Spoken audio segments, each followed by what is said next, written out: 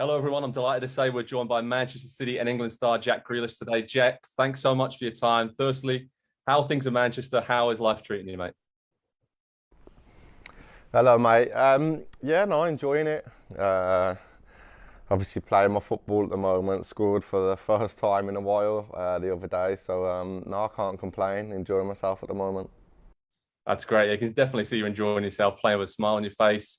Top of the league, through in the Champions League. Not a bad start to life at Manchester City. So, how would you kind of assess how the first few months have been for you on the pitch with this new team?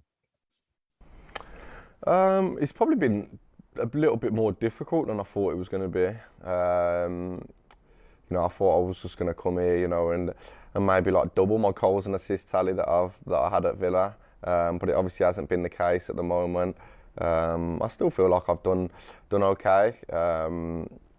But yeah, the one thing that I probably have struggled with a little bit is the goals and the assists. But hopefully, now I'm settled here. Started to get used to the players and the team and the management staff and just the club as a whole. Really, I hope now that I can just kick on. So you mentioned the management staff there. What's it been like to play for Pep Guardiola? Because I know it's something that you really wanted to do. And is there something that stuck out to you, Jack, on the training ground or during a game where he said something to you and you're thinking, wow, that's incredible. I never even thought of that.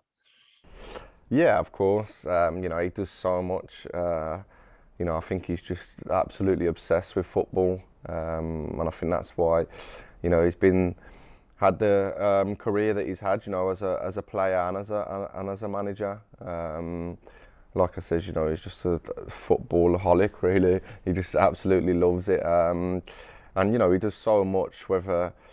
I think the craziest thing is that he does every game is a different game plan.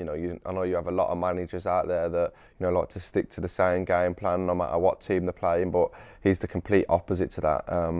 Every different game that we come up against, is a different way of playing, and he's obviously studied that game like for the week leading up to it, and yeah, the amount of games he's won for us this season from his tactics is just unbelievable.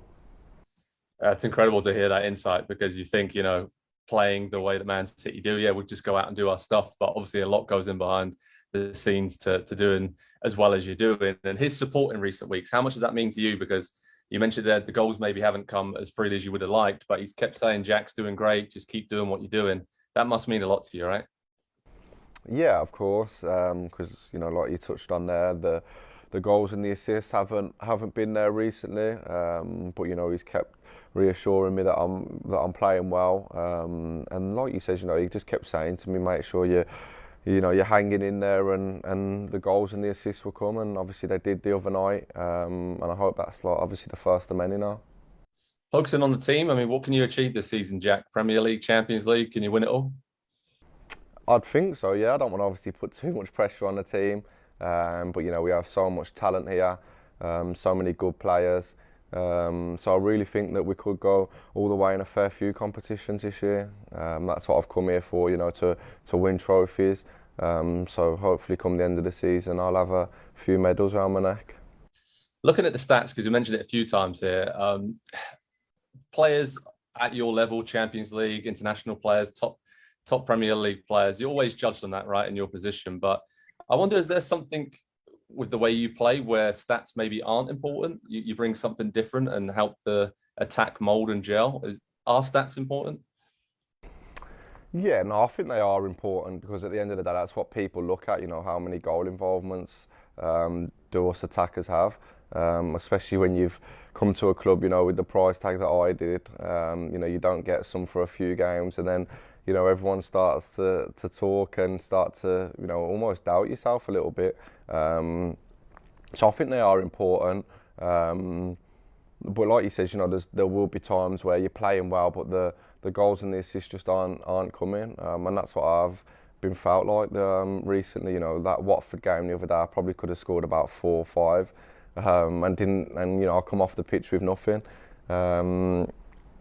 So even like the Leeds game as well, we score 7 goals and I obviously only get 1.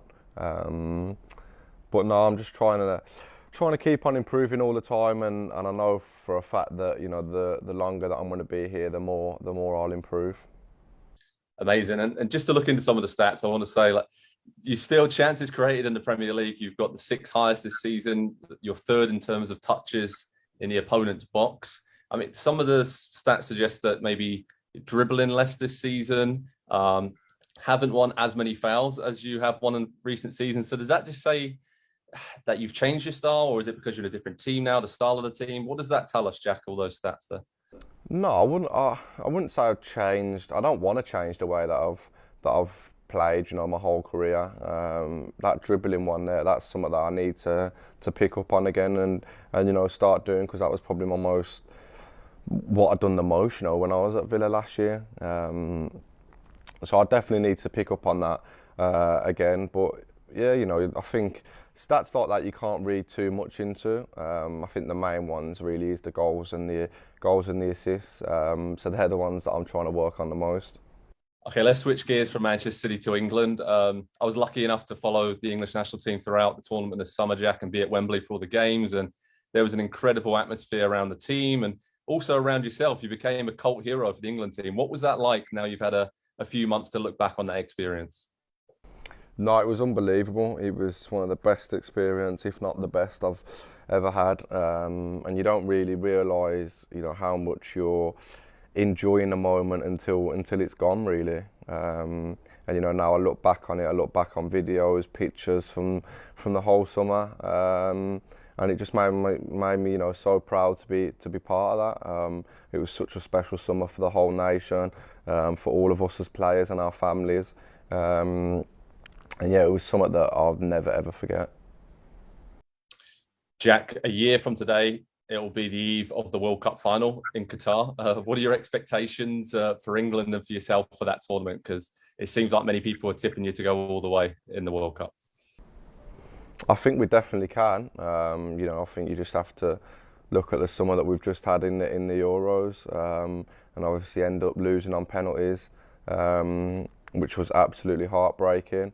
But yeah, you know, I think after that, it can certainly give us a good chance. You know, we have so many good players, so much up and coming young talent, and you know, we have the perfect manager in Gareth Southgate to lead us there. So yeah, fingers crossed. Focusing on the USA, I wanted to ask you about any favourite holiday destinations you've been to, any role models from a sporting sense that you have over in America that you really look up to. Holiday destinations for a start. Do you know what? I've been there, I think, twice. Twice with Aston Villa for like pre-season tours. I've been to Minnesota and was it Dallas, I think. But apart from that, with like friends or family or my girlfriend, I've never actually been there. I really wanted to the past 2 summers, but because of COVID, it weren't doable. But maybe this summer, yeah, I'll probably head over there. I think I want to go to LA. LA, New York are 2 places that stick out. So I'll probably have to give them a go. Lovely. Yeah, well, New York's behind me here, Jack. So I'll make sure they're ready for you when you come over in the summer. And yeah, it's going to be interesting to see what you think about all those spots across the USA. Talking about New York City, though, obviously New York City FC are Manchester City's sister club. They just won the MLS Championship for the first time over here. I just wanted to ask, maybe in the future, you've only just joined Manchester City, but do you ever see yourself maybe coming over here and playing in MLS and giving that a go, like a lot of top players have done? Oh, 100%, yeah. I've always said that. I said it to my dad actually not long ago when we was just speaking about you know, like just anything. And I said to him that he's something that would definitely stand out. You know, I've always loved the US, and I think the MLS, you know, is something that's really coming on now. I think one of my ex-teammates, Carlos Gill, had a really good year there this year. Obviously, I follow him on Instagram, so I keep up to date with like what he's doing, and I know that he had a really good season. Is it for the New England Revolution? Yeah. So and obviously, I think he's captain and stuff there. So obviously I played with him when he was at Villa. But yeah, you know, just like stuff like that, and seeing how much he's enjoying himself over there. Definitely in the future, I could see myself playing in America. All right, we will look forward to that, Jack. And finally, I have to ask you about, you got your Christmas jumper on there. Any big plans for you around the holidays with the Grealish family? I mean, what does a normal Christmas look like for you? Not too different to what many other footballers will be doing on Christmas Day. Obviously, you know, because we all have the game on Boxing Day, and obviously it's such a busy period for us as footballers. So yeah, it's a bit of a difficult one because you obviously want to enjoy it as much as you can with your family, but you can't, you know, eat too much or obviously drink at all, because obviously you've got a game the following day and then another one 2 days later. So yeah, but it's something that I've obviously always loved, Christmas, and it's something that I'll just continue to love doing because I love spending time with my family. Amazing. Well, enjoy that. Happy holidays to you, Jack, and thanks so much for joining us. We really appreciate your time, and best of luck for the rest of the season in Manchester City. Thank you, mate. No worries. Cheers, mate. Hi there, I'm Rebecca Lowe, studio host for NBC's coverage of the Premier League. Don't forget to hit subscribe to watch highlights all season long, and be sure to tune in for Premier League mornings every weekend at 7 a.m. Eastern. And for even more content, head over to Peacock, where we've got live games, original series and a dedicated round-the-clock Premier League channel featuring studio shows, classic matches and much more.